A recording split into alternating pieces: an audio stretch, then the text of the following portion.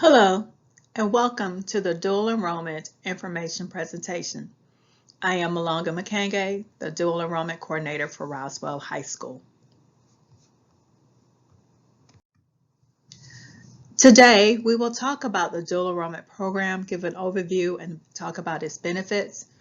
We will talk about the characteristics of an ideal dual enrollment student, the program requirements, talk about the participating colleges and eligible courses that students can take, some things to consider when you're thinking about whether or not you will participate in the dual enrollment program, and the application process and deadlines for both Fulton County, Roswell, and the college. And then we will end with a presentation from Auburn about their Auburn First program, which is new this year. What is dual enrollment? Dual enrollment gives students the opportunity to earn college and high school credits simultaneously. So the dual enrollment students, they're able to take approved courses at approved colleges and have the tuition paid for. Not only is the tuition paid for, but also books and mandatory fees are covered as well.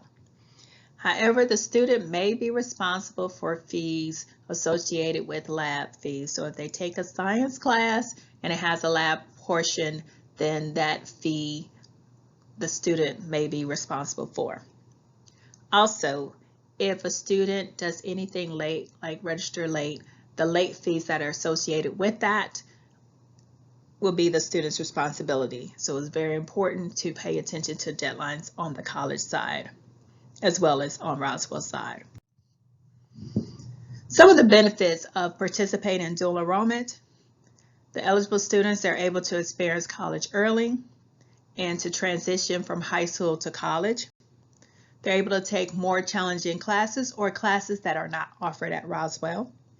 In addition, they're able to explore different careers. And again, because they are starting high school while they're starting college while in high school, they're able to finish college earlier. The ideal dual enrollment student is organized and they're capable of handling college level work. They're eager and willing to take initiative. They're clear about their reason for why they want to participate in dual enrollment. They are mature and responsible. They are self-advocate, and they are also flexible, but most importantly, they're able to respond to and initiate communication with the college and high school in a timely manner. This is very important because of FERPA. FERPA is the Family Educational Rights and Privacy Act. This is a federal law that ensures the privacy of student records, and that begins when a student starts college regardless of the age. That means that the college cannot share grades, test scores, or anything else with parents or myself or anybody else unless the student gives permission for them to do so. So the student is responsible for checking their college emails for advisement, registration, and book distribution information. This is very important because last year we had some students who finished the process on Roswell's side, but they did not check their emails, so they missed the opportunity to register for classes and to fully participate in the dual enrollment program. So what are the requirements? First of all, the student must be on track to graduate. 11th and 12th graders are able to take both core classes and career tech classes. 10th graders, they can take any career pathway class at technical institutions only. If a 10th grader wants to take core classes, they must have Zell-Miller test score, which is a 26 on the ACT and a 1200 on the SAT. So again, a 26 on the ACT and a 1200 on the SAT for 10th graders to take core classes. Again, each college may establish additional rules. There are some colleges that say that students have to be in 11th and 12th grade regardless of test scores. So it all depends on the college that you're looking for to see whether or not they will accept 10th graders. In addition, the requirements for GPA varies, but the University System of Georgia, which are four-year universities, they require a minimum of a 3.0. You might have some colleges that require more. They also require the SAT or ACT test scores. For two-year institutions, they may ask the student to provide PSAT scores, or they may require the student to take the AccuPlacer. For technical institutions, they use the test scores to determine which core classes you're able to take, because classes have some prerequisites, so they want to make sure you qualify.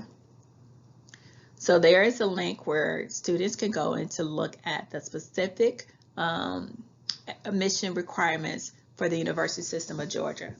Every link that is here on the PowerPoint is also on our dual enrollment webpage. The majority of Roswell dual enrollment students attend Georgia State, Kennesaw State, or Gwinnett Tech. However, students are able to take dual enrollment class at any participating institution. There's a list that students can look at to see what four-year schools and what two-year schools they're able to attend.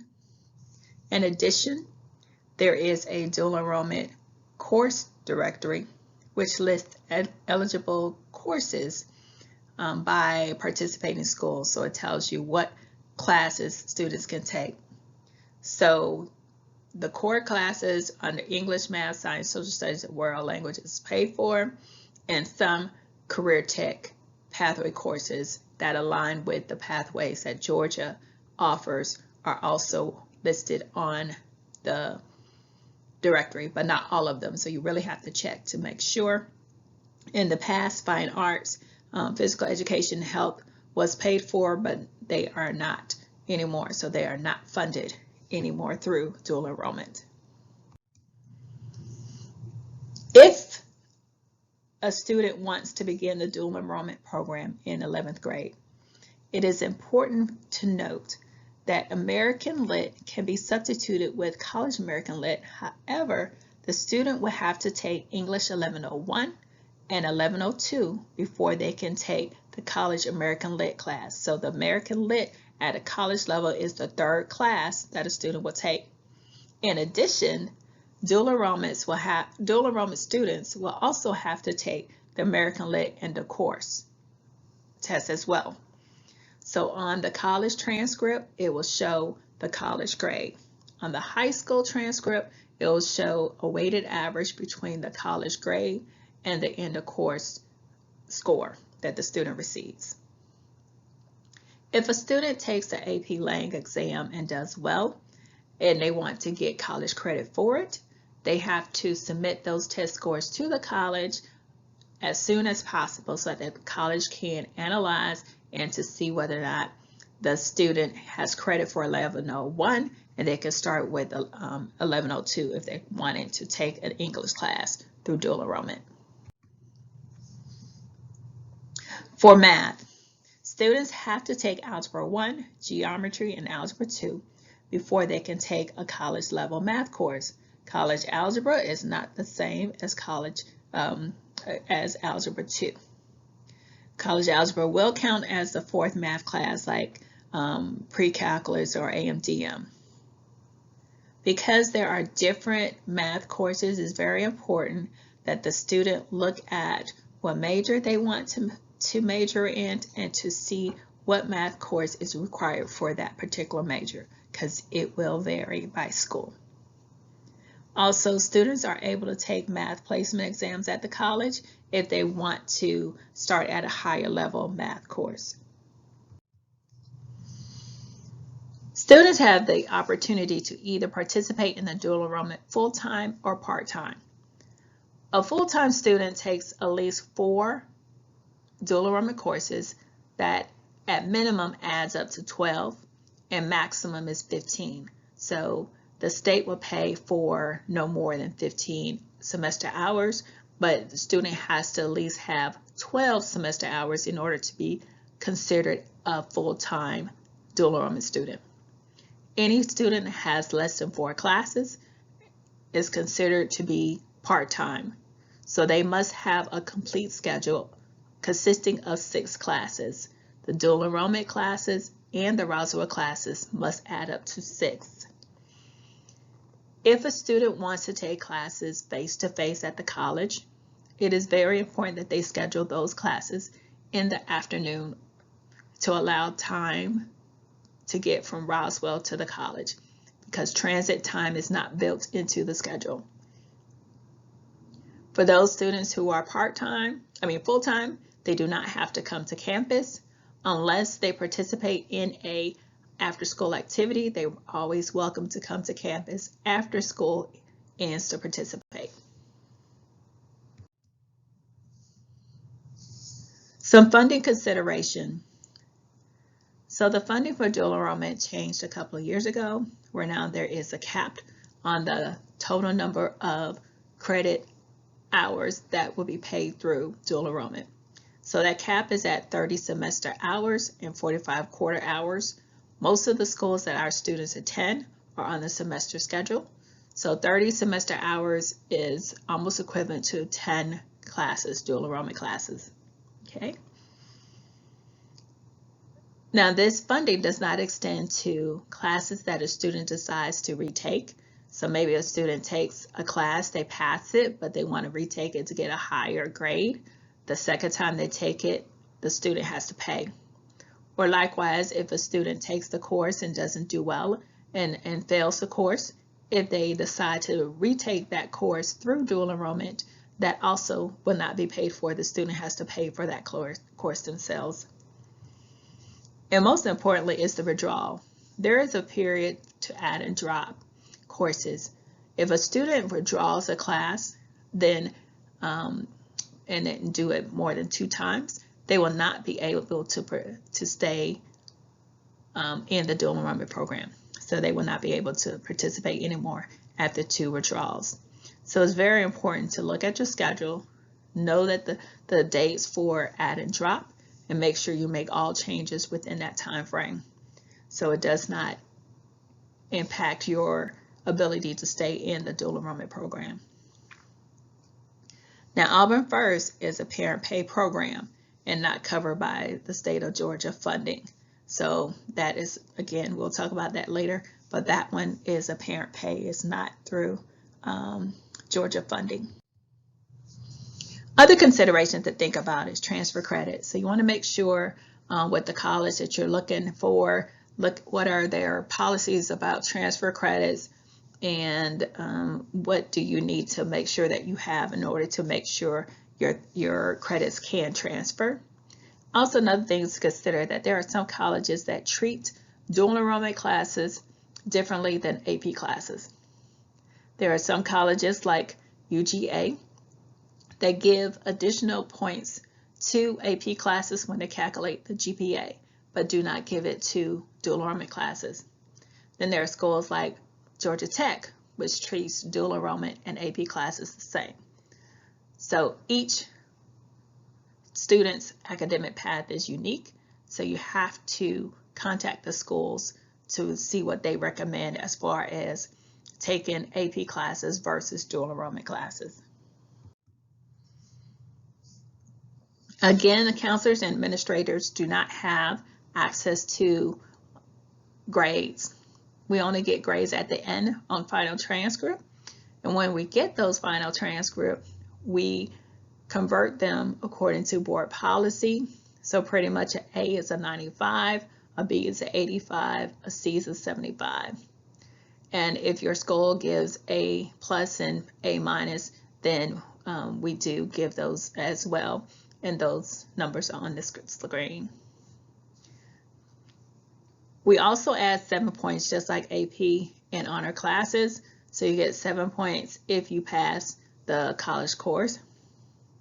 And again, if you withdraw and the college gives you a W, then you will have a W on your Roswell transcript as well. When you're looking at each college class, if the college class is a 1 hour or 2 hour course, then you will earn 0.5 credit for that class.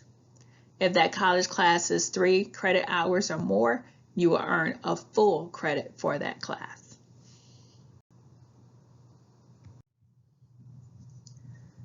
So now that you know about the dual enrollment program and you've decided to participate, what are your next steps? Well, step one, you're doing it, is watching this video. You want to review the eligibility requirements and research college websites to find the best fit for you.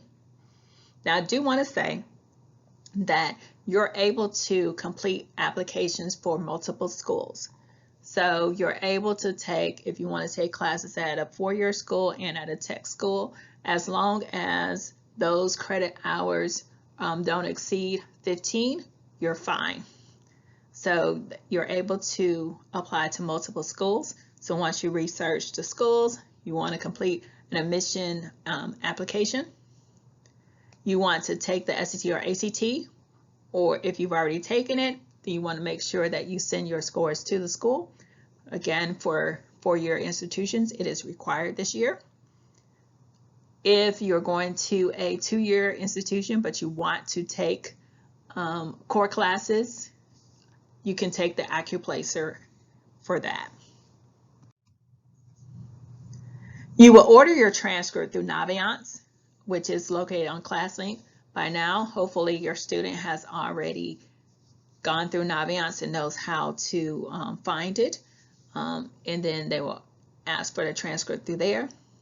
There's also a Microsoft form that students will fill out with contact information, and they will also upload a copy of their application status. So usually when you apply to college, the college sends an email saying we have application complete, or if they don't send an email, then you have a print screen that shows your application was submitted on what date. So we're asking for a copy of that proof, and once you fill out the Microsoft form, which is on our checklist, which you can find on our webpage, the student will receive the dual enrollment contract for Fulton County.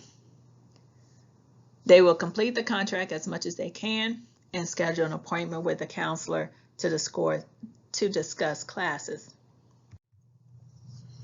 Now, when you're making the course selection, try to figure out what class you want to take, you will look at the course directory, the dual enrollment course directory, to make sure it's a paid-for class.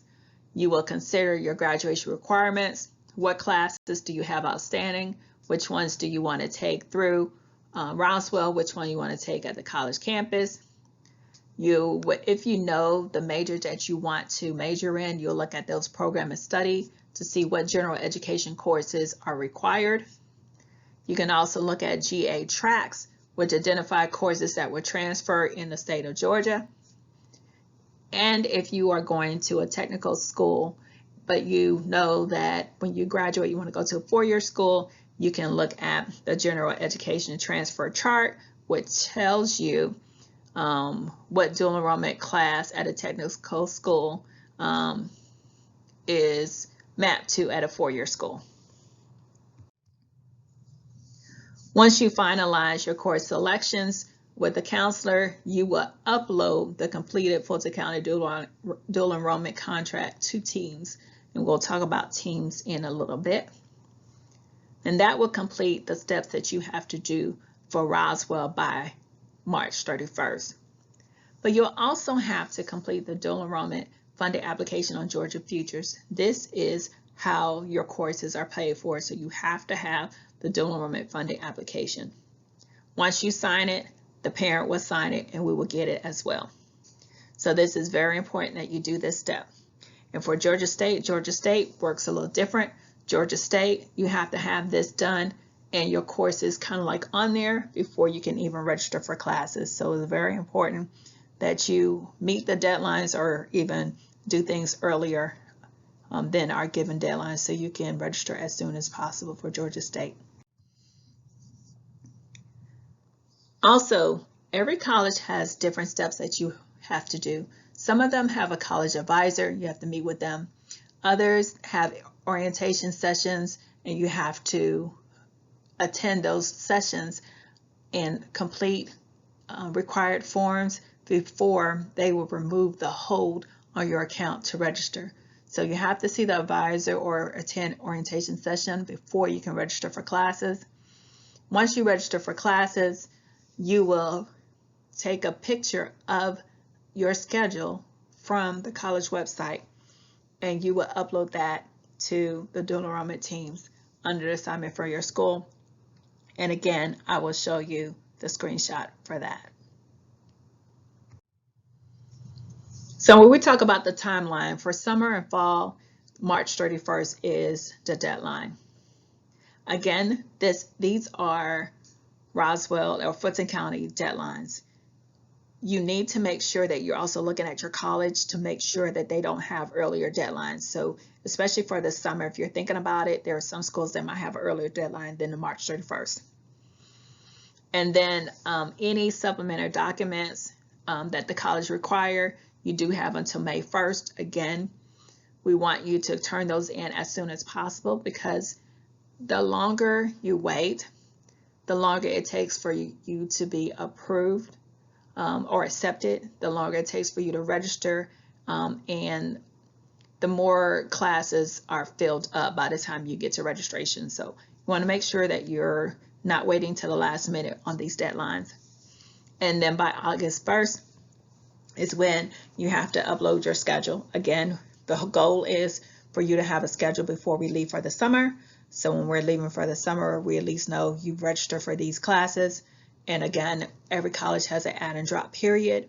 So right before we go back to school, if you want to make changes, you can talk to your counselor and make those changes during the add and drop period. For those of you who want to start in to start in January instead of beginning of the year, November 1st is the deadline that things have to be done, and December 1st is for the schedule. So let's review some websites that will help you navigate the dual enrollment program. First of all, on our Roswell homepage, we have under students and families, you can find counselors and student services. There's a dual enrollment page where you will see everything that I discussed in this presentation. You will see the links to the checklist, both the county and Roswell, the links to participating school, the course directory. You'll have ability to see all that and get that information along with Auburn First as well. When you turn in your screenshot showing that you have applied to a college, you will be added to the RHS dual enrollment team. Everything that you have to upload will be uploaded into here. So when you get onto the team, you would click on assignments. So you have to make sure you click on assignments. Then you'll look at the assignment that pertains to what you are turning in. So there is a Fulton County dual enrollment contract. So when you're turning the contract, make sure that you click on the Fulton County contract assignment. If you are going to Georgia State and you're taking classes in the fall, you need to make sure you click on the Georgia State Fall 2022 course schedule in order to turn in those schedules. So you'll see the contract and you'll see the schedules here. So you just need to make sure that you do everything on Teams.